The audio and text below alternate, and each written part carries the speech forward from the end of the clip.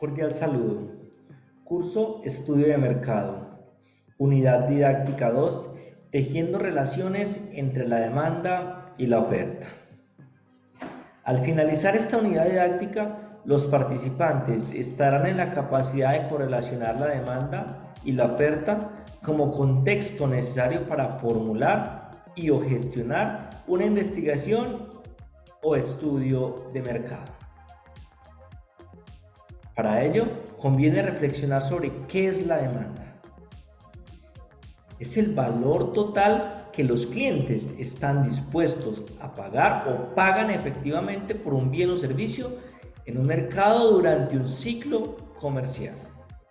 Esta se puede medir a través del tamaño monetario de mercado, que es el producto resultante entre el volumen de clientes, el consumo promedio per cápita o por cliente y el precio de venta promedio.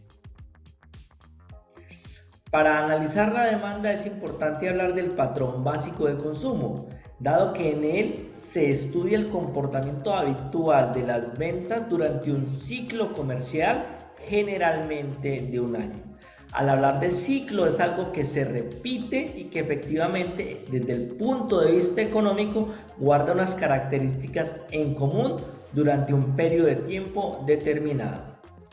Ejemplo, en un año efectivamente vemos que las ventas de una empresa pueden tener meses en los cuales hay muy buenas ventas o mayores ventas, meses en los cuales hay menores ventas y meses más neutrales o más cercanos a la media.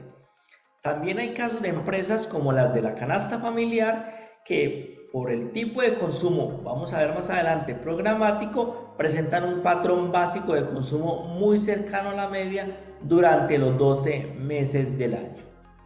Ahora sí, existen diferentes tipos de consumo y es importante esto al momento de yo realizar un estudio o una investigación de mercado. Sí, es vital dado que entender estos tipos o esta tipología me va a permitir interpretar mejor los datos que extraigo del mercado para la toma de decisiones. Existen diferentes clasificaciones. En esta oportunidad lo haremos desde tres perspectivas: un consumo programático, un consumo impulsivo y un consumo trascendental. El consumo programático me cumple como mínimo las siguientes características. En primera instancia, la vida útil es funcional, es decir, perece por consumo y desgaste. En segunda medida, la cuantía es baja o media, es decir, un acto de compra no ocupa un porcentaje significativo de la capacidad de pago del cliente. Y la frecuencia de compra y recompra es esencialmente periódica, es decir, tiene un patrón habitual en rangos cortos de tiempo.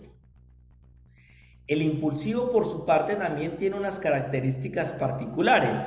Esencialmente podemos hablar de tres. La vida útil es emocional, es esencialmente emocional, es decir, la recompra se activa fundamentalmente por un impulso emocional e instintivo que lleva a perseguir un insight biológico y cultural. La cuantía es baja o media, es decir, efectivamente allí encontramos que no hay un acto de compra no ocupa un porcentaje representativo de la capacidad de pago del cliente. Y la frecuencia de compra es esencialmente aleatoria, como vemos acá, aleatoria. Es decir, no es previsible dado que depende de impulsos provocados por estados emocionales y circunstanciales. Ya vamos a dar ejemplos. El trascendental efectivamente también tiene tres características. La vida útil es de largo plazo y la recompra se activa fundamentalmente por un desgaste funcional y o emocional, una combinación de ambos. La cuantía es alta, cada acto de compra ocupa un porcentaje significativo de la capacidad de pago del cliente y la frecuencia de compra y recompra es a mediano y largo plazo, es decir, transcurre mucho tiempo entre una compra y otra y por ende efectivamente se habla de que así sea periódica o aleatoria, lo reiterativo es lo duradero. Ahora sí, el ejemplo de lo programático más común es la canasta familiar, ¿sí? Efectivamente, hay un producto o un consumo asociado al patrón diario de consumo de 3 comidas al día. Un ejemplo de lo impulsivo es efectivamente comprar un helado. Una persona sale de su casa de shopping y en ese transcurso de tiempo se ve motivada a comprar un helado por impulso para sí mismo y para su familia. Y un consumo trascendental, que estamos hablando de una familia cansada de pagar arriendo, compra una propiedad y efectivamente esa es una compra trascendental, o un carro, ¿cierto?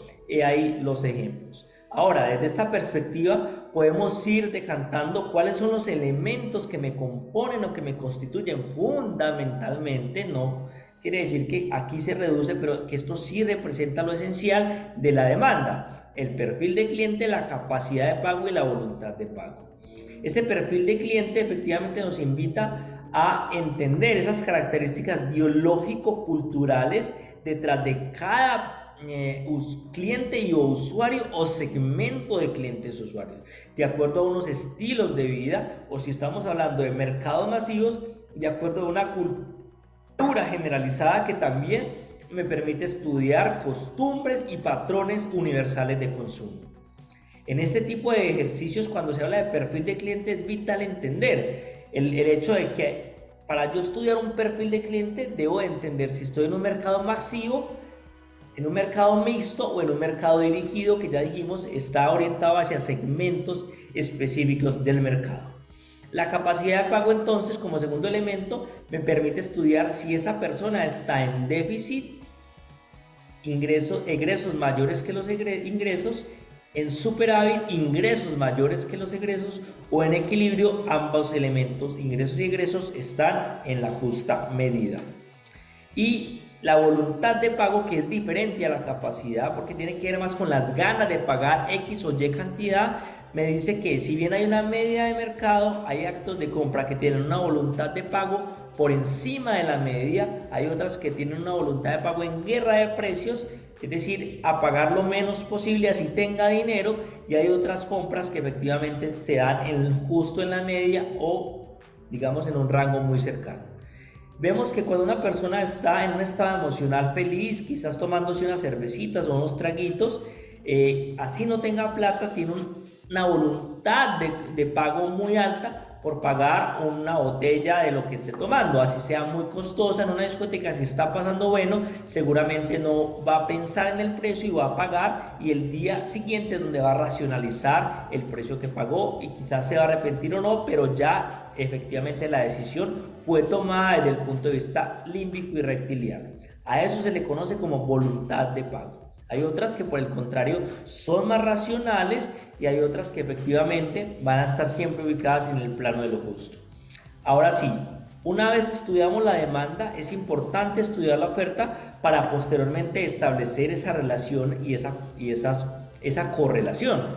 La oferta, entonces, es el valor total de los productos o servicios disponibles para la venta en un mercado durante un ciclo comercial.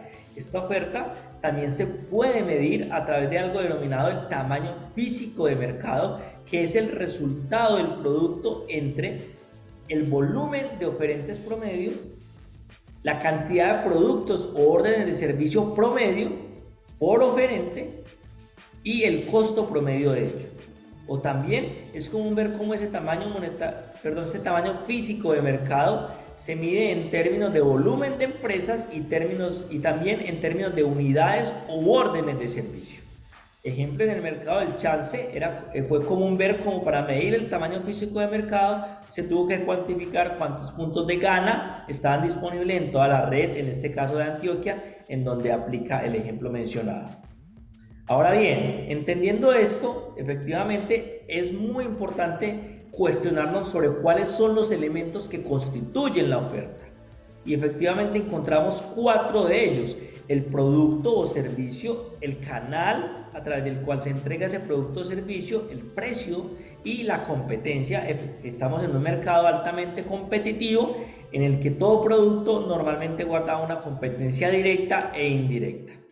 Entendiendo estos elementos, efectivamente vamos a detallar que en cuanto al producto, vemos que hay productos que son commodities, otros que son diferenciados y otros que tienen un carácter único. En cuanto al canal, vamos a ver canales que efectivamente son de paso, canales que son de movilidad obligada o canales que son de proximidad o muy cercanos en donde se toma la decisión de compra. En cuanto al precio, vamos a encontrar actos de compra, como decíamos previamente, muy por encima de la media, cercanos a la media o en guerra de precios. Y en cuanto a la competencia, vamos a encontrar que efectivamente hay competencia directa o indirecta y una competencia agresiva y leal o una competencia en el plano del desarrollo y de la alianza colaborativa. Entendiendo los elementos que constituyen la demanda y los elementos que constituyen la oferta, es momento de correlacionarlos. Vemos un triángulo invertido que me permite en algo denominado la tesis del cubo, me permite correlacionar la demanda como variable independiente a la oferta como variable dependiente.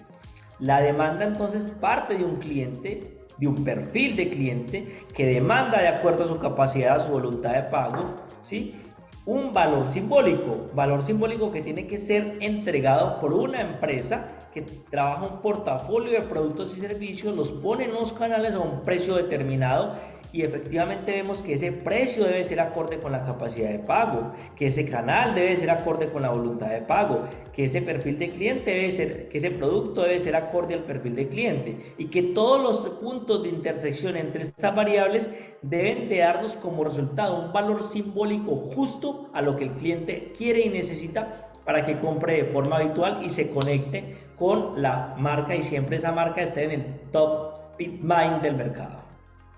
Ahora, esta correlación entre demanda y oferta es común estudiarla a través de la ley de la demanda y también a través de la ley de la oferta. En la ley de la demanda, la relación es inversa entre el precio de ese bien o servicio y la cantidad demandada. Cuando baja el precio, sube la cantidad demandada. ¿Sí? Es inversamente proporcional. Cuando sube el precio, baja la cantidad demandada. En cuanto a la ley de la oferta, existe una relación directamente proporcional, es decir, cuando el precio del bien o servicio sube y también lo hace la cantidad ofertada, o cuando el precio baja, igualmente también lo hace la cantidad ofertada. Por último, conviene mencionar de forma muy general la elasticidad, que es la que nos permite medir el grado de incidencia que tiene un cambio en el precio sobre la cantidad demandada. Esto se mide en términos relativos y efectivamente es una métrica muy importante para tomar decisiones de mercado en cuanto al precio. Gracias.